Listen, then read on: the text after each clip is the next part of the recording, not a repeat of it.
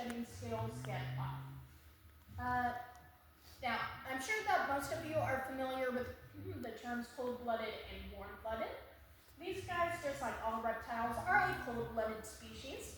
So essentially what it means to be cold-blooded is they can't regulate their own body temperatures. They're not able to generate nearly as much heat and energy as our bodies are able to. So they have to rely on the outside environment in order to stay warm. So we're able to put on a jacket or curl up under a blanket. Our body will actually generate enough heat in order to keep us warm along with the insulation.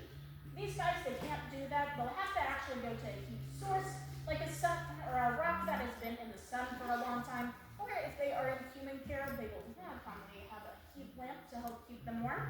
And vice versa, if they get overheated, they actually have to seek out a cool place in order to cool down.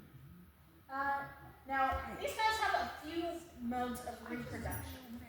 The most common ones that you are all probably familiar with is the way that they lay eggs. So about 70% of all snake species will do this to have their babies. They can lay clutches of anywhere between 6 eggs to 100 at a time, depending on the species and how big the snake is. There is another mode of reproduction called ovoviviparity. Has anyone heard this term before? No. Yeah, it's kind of a bigger, fancier word, but basically all it means is that instead of actually laying the egg is actually going to stay inside the mother snake and it's going to develop within her and actually hatch inside of her too. So after that, she'll give what's known as a simulated live birth. Now, the main difference between an actual live birth and a simulated live birth is there is no placenta or organ involved in the simulated live birth. Now, this is about 30% of all snake species that will do this, but there is actually a very rare, less than 1% of snake species that will actually give live birth using a placenta the way we do.